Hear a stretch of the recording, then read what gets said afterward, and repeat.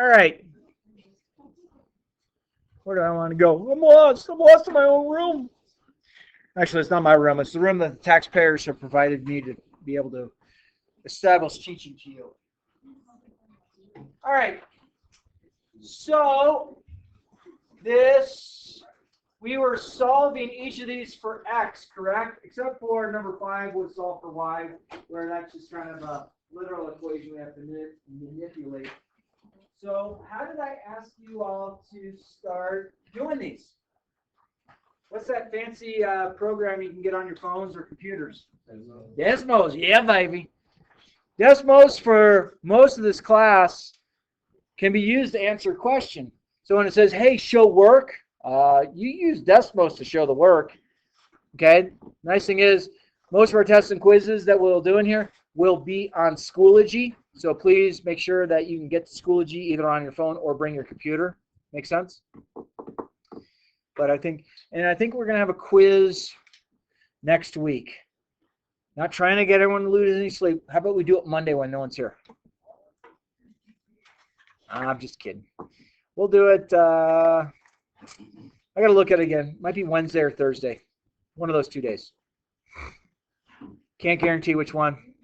If we have a snow day in there. If we ever have a snow day and I say, hey, the test is next Wednesday, if we have a snow day, then that test just moves a day. Kind of simple. I don't hand out calendars because I don't really know what I'm doing right now. So there you go. Hey, so on those particular problems that are up on there, 1 through 9, was there any that you wanted to take another look at that you weren't sure about? Yeah. Number 8. You got to help me. Is that x to the third equals 5x? Cool. So number 8 is x to the third equals 5x. So what I'm going to do is I'm going to graph this. I'm going to graph the left side, and I'm going to graph the right side. And I'm looking for the x value of the point, or in this case, points. Does that make sense? I'm not worried about the y value. So you just jump on to Desmos. Right there. Oh, we don't, look at that. Oh, that's such a nice normal distribution. Look at that. Oh my gosh. Average, your mean is 200, your standard deviation is 40. That's just nice. Okay, but get away from that. So I'm going to go y equals x raised to the third. And then I'm also going to go y equals 5x. Okay? Now, friends, if you had graphed this where you move the 5x over, what you're looking for where it crosses the x-intercept, as far as this goes on Desmos, this is, for the most part, what it looks like. So it looks like if you tap on here, you tap here. Uh-oh, I didn't go far enough. So you're looking for where you have the intersection of your line. So if you tap close to it, it'll find you a dot. So my friends, you have 3 answers for this problem. My 3 answers for this problem, and you don't have to go right out a huge decimal. You can take it out like 2 decimal places. So the answer here is x is equal to negative 2.24, roughly. This is x equals 0, and this is x equals 2.24. That's all you have to do. Don't worry about the y value. That's all the answer is. If I had graphed this, if I had moved that 5x over to the left side with the x to the third, you'd be looking where it crosses the x-axis. Okay, so let me show you what this is going to do as well. So what I'm saying is, if I had graphed this minus 5x, okay, here, here, and here, are those x values where it crosses the x-axis the same that I just gave you on the other lines? The answer is yes. Okay, so it does the same thing either way. It's just kind of your understanding of it. But for the most part, on Desmos, you just tap on it. You know, the nice thing about using Desmos versus the graphing calculator is you don't have to find a value to the left or to the right of each intersection, do each intersection independent of each other. You can do all 3 at once, which is pretty beautiful, in my opinion. Did that answer your question? So x equals negative 2.24. And then you also have x equals 0. And you have x equals 2.24. And that's exactly what the answer is. That's the solutions. Cool. You're not worried about the y value or the point. You're worried about just what the x value would be. Any other questions? we go over to 5? 5? Yeah, 5's the only one that Desmos doesn't work for us on. Okay, so let's go to number 5. 5 was 3x minus 4y equals 12, and we want to get y all by itself. So in here we just have to manipulate the literal equation. Those cancel out. And then divide everything by negative 4. And then simplify it. So negative over negative is positive this week. Positive over negative is negative. So that's what y is equal to. So Desmos doesn't do that for us. It won't manipulate a literal equation. But the nice thing is, as you're working together on tests and quizzes, if you're not quite sure how to do it, and your friend's not quite sure where to do it, I'd say get up from your seat, walk over to somebody saying, hey, how'd you do this one? Okay? And you get to learn off each other. Is there any other questions up there that I could help you with? 7, you got it. 7, we are going to, the nice thing is it's equal to 0, right? Okay, so I can just graph the whole thing on Desmos, go y equals the whole side. Let's get rid of that. I'm going to go y equals x parentheses 5x minus 2 parentheses x plus 7. Now the nice thing is you truly could have done this probably just using algebra. But that's what it looks like. So I could have said x equals 0, x equals 2/5, and x equals negative 7. Or I could just come up here and say, where's it crossing the x-axis? And oops, did I do that right? Tap there, tap there, tap there. So the x values there, x equals negative 7, x equals 0, x equals 0.4. Don't I want 0.4 as a fraction? If I don't ask for it, don't worry about it. If I do, 0.4 is the same thing as 4 over 10. 4 over 10 is the same thing as 2 over 5. So that's how you could do that. Okay. You feel good about this homework? Anyone frustrated? Yeah. Number 4. Yeah. And just look where it's crossing the x-axis. You got to help me out because I can't see it because my eyes stink. Is it x to the 3rd? Okay. And then is that minus 6x squared? And then plus 9x. So if you go on Desmos, you hit the little home. Sometimes, when you put in 9c versus 9x, Desmos kind of gets upset by this. All right. So this is a perfect one to talk about. So x equals 0, but something's happening with this 3rd degree polynomial. We have something called a bounce. It's bouncing off the x-axis. It's bouncing at 3. That means it happened at 3. So technically, this problem, because it's raised to the 3rd power, has 3 solutions. Okay? Your first solution, this is a crossing. Okay? So that's just x equals 0. We're done. But because we have a bounce, we said we had 3 solutions. This is one of them. This is 2 of them. X equals 2, x equals 2. It happened twice there. Okay? Because it bounces off the x-axis. A bounce is you have that binomial 2, 4, 6, 8, 10 times. Yeah. You mean 3? I mean 3, yes. Sorry, I've been drinking a little bit. They're Oh, both wait, positive. 3s are positive. Yeah, x equals 3, x equals 3. It happened twice there because it bounced. Okay. We haven't had a wiggle one yet, I don't think. A wiggle means you'd have it. Have you guys have heard the bounce wiggle cross before? Is anyone not aware of that? Is anyone not? heard that? You've not heard it? This is what it basically means.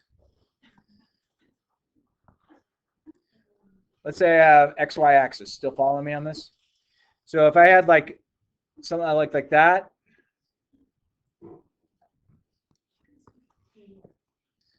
this is called a wiggle. This is called it's crossing. And this is called a bounce. So a bounce means, like if you were to factor this down, like let's say this comes to be 5, that would be x minus 5 happens 3, 5, 7, 9 times, an odd number of times as an exponent. Okay? This right here is a cross. Okay? So bounce. This means that you had a single, let's say that's happening at 1. That would be the binomial x minus 1. So it happened once if you had factored it down. And this is a wiggle. Oh, wait, I screwed up. You guys didn't correct me. A bounce, this should be 2, 4, 6, 8, 10 times, an even amount of times. A wiggle means your graph does a little dance before it crosses. So this would mean, like, let's say this is the value -3. So that would mean x plus 3 happened 3, 5, 7, 9 times, odd number of times. Okay? That's basically what it means. And don't worry, I will talk about that as we go through it. If it wasn't something you grabbed onto because I did a really bad example up there. Yeah. And the bounce wiggle across is actually a pretty powerful tool in algebra. And sometimes you see it in calculus because they might call things double roots or triple roots, things like that. Okay, so we good on 1 through 9? Everyone happy? Anyone sad? Anyone losing sleep at night? You are? Not because of my class. All right. Put that up. All right. So 10, you can graph just like we've been doing. Each side is y equals. 11, graph both of them independent of each other. Y equals 26 minus 3x, and then your next line down, y equals 4x minus 9. On 11 and 12, they're done the same way. Nice thing about Desmos is it allows you to plug it in. You don't have to have y equals. You can put it in a standard form. So 3x plus y can be plugged into Desmos just fine. So 3x plus y equals 13. 2x minus 4 equals 13. Desmos do it. On 11 and 12, you're telling me the actual point. You're using the x and the y value as part of the answer. Okay? The reason why the ones above, we're only using the x value is we only have an x available. Or you're using Desmos to cheat it for us. But then, you have these intervals where we have inequality signs. Pardon me. So, let's take a look at how Desmos deals with inequality signs, because it does. Your graphing calculator also would, but unfortunately it's a lot more tedious process. Okay, so let's take a look at problem number 1. So what I'm going to do, or problem number 13. What I'm going to do on problem number 13 is this. I have x minus 2, x plus 3, and then we have it greater than 0. Okay?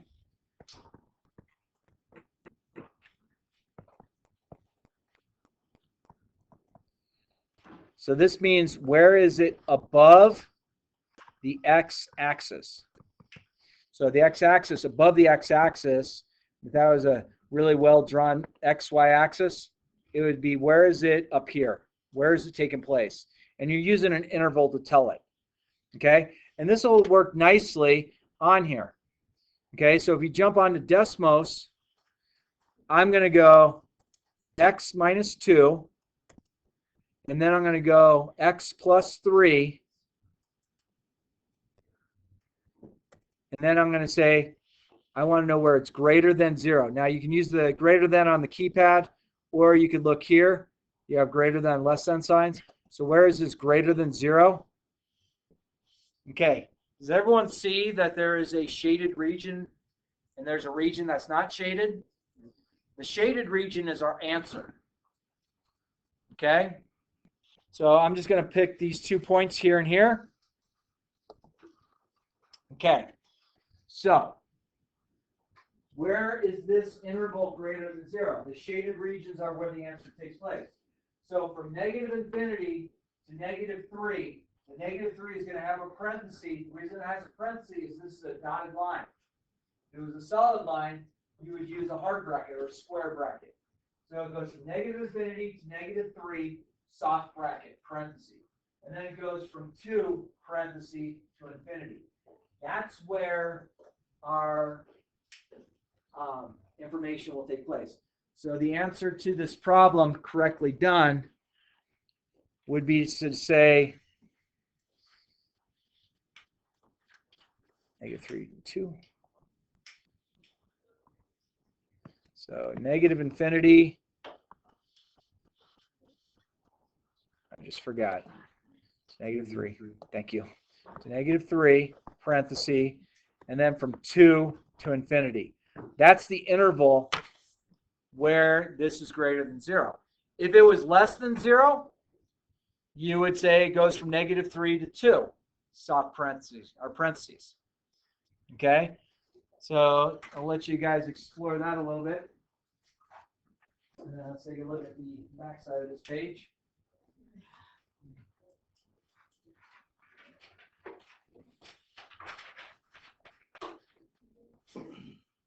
Okay.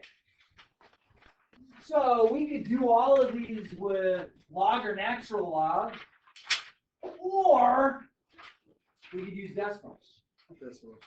Decimals? Yeah. All day long. All day. My calculus friends, you want to do log, natural log? Or you want to do decimals? Are you sure? Because I'll teach you both ways if you want. No, I'm fine. I hate the law. All right. So we already had someone say we dislike logs. That's okay. All right. So Desmos works very nicely with these. Let's get this out of here. Okay.